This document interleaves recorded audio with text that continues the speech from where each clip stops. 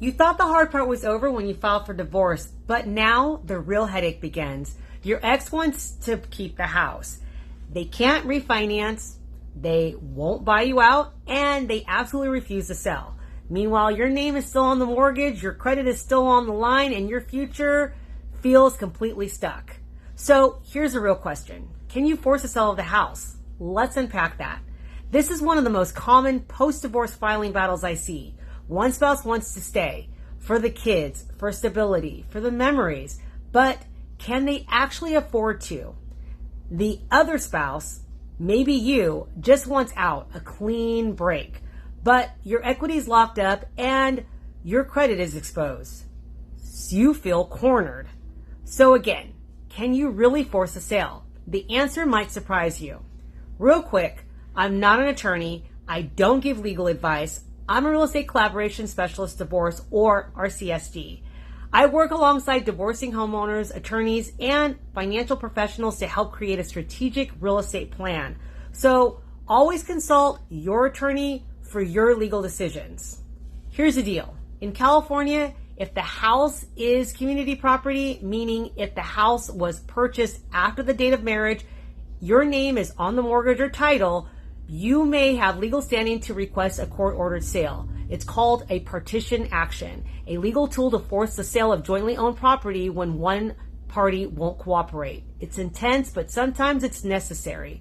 Let me tell you about Charleen and Travis. Charleen was done. She wanted out. She was ready to move on. But Travis, bless his heart, he wanted to keep the house for the kids.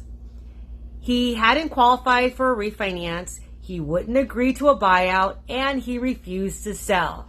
Weeks turned into months, Charleen's name still on the mortgage, and her credit hanging by a thread.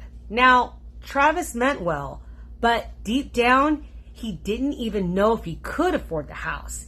He hadn't run the numbers, hadn't looked into his post-divorce budget, and honestly, he was paralyzed by the guilt, the indecision, and the fear of letting go. So Charleen was growing frustrated with Travis, stalling the process, whatever the process was, and she was ready for Travis to finally take action.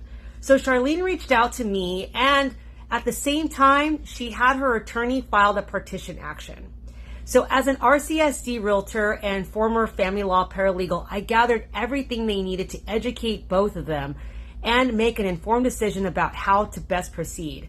A preliminary title report to check for liens, judgments, and delinquent taxes, a current mortgage statement to ensure that all payments were on time, because if there were any late payments in the last 12 months, Travis would not be able to refinance, comparable sales to check the health of the current real estate market and calculate equity, and a full home inspection report reviewing any signs of deferred maintenance on the home and any systems that are used day to day.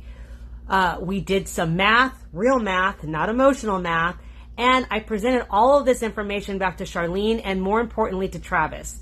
With that information in hand, I asked Travis this key question. If you had to buy the house all over again, knowing everything you know now, would you do it? For Travis, the answer was no.